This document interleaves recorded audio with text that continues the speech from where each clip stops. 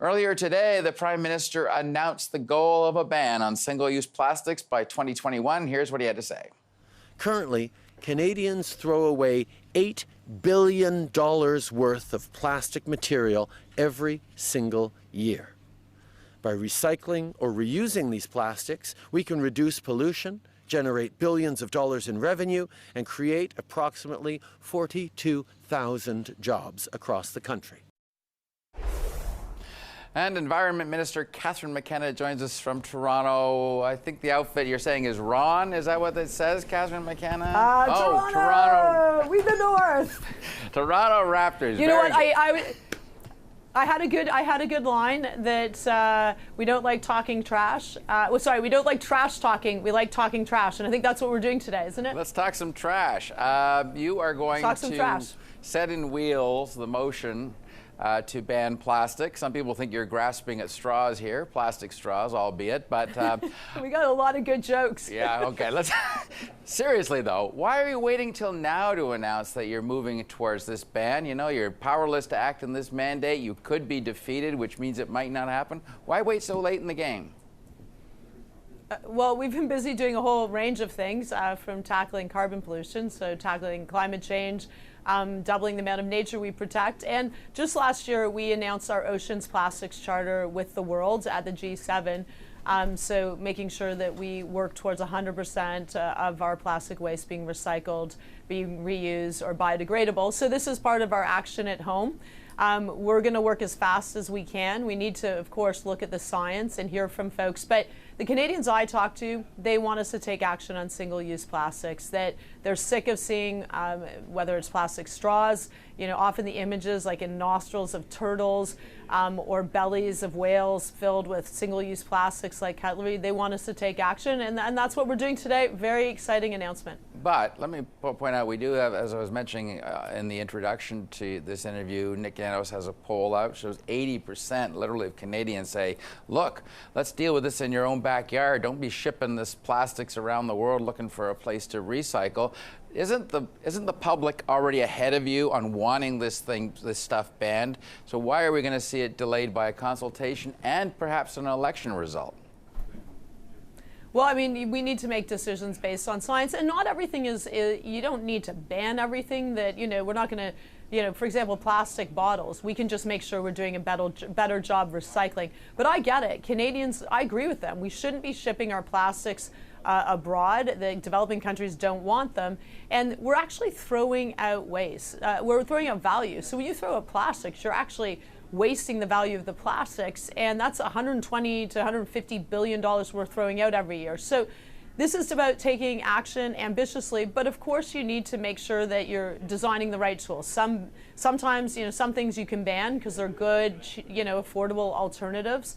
Some things that you just need to increase the recycling.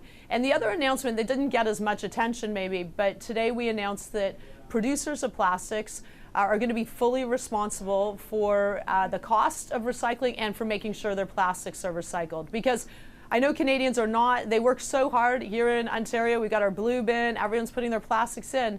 And then we find out only 9% of those plastics are being recycled. We can for sure do better, and that's what this is all about. We've got to work with industry, we've got to work with provinces, work with cities, and all Canadians. And you know what? If you go to coffee shops, many coffee shops no longer have plastic straws. Right. They'll have alternatives like paper straws. You know, some provinces already say have a recycling fee or a deposit you put down for a pop bottle, plastic pop bottle.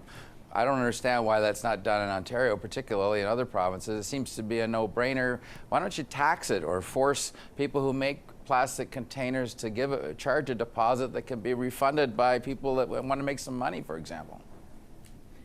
Well, so there's different approaches that have been taken, and that's why you can't just say it's all about bans. Sometimes it doesn't make sense to ban something, but creating the incentives to make sure that the products are recycled.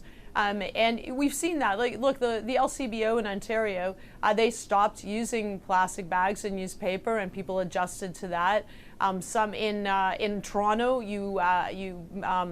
shops have a 5-cent fee that they have to put on plastic bags.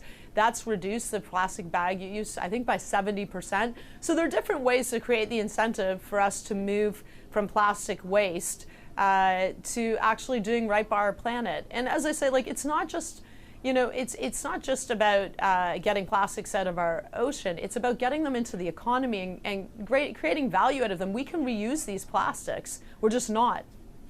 What about a tax on plastic? Is that under consideration, or is this ban going to be the first step of many steps? Well, we're looking at first of all, what's the best way to deal with particular plastics? And don't forget, plastics actually is an amazing innovation. We use it everything from keeping our food safe to airplanes, which are much lighter. They use less fuel because they're plastic. So there's a lot of different applications. Yeah, I have to have a lot of different ways to deal with it. And also we need to work with provinces. So provinces are on the front lines. We're going to be announcing our strategy. I think our focus really, how do we make decisions based on science, ban certain products we need. We know that there are alternatives to straws, to cutlery, to stir sticks, and they're very hard to collect. And then in other cases, you need to be doing more about recycling them and creating incentives for people to actually recycle them and for producers to be responsible for collecting them.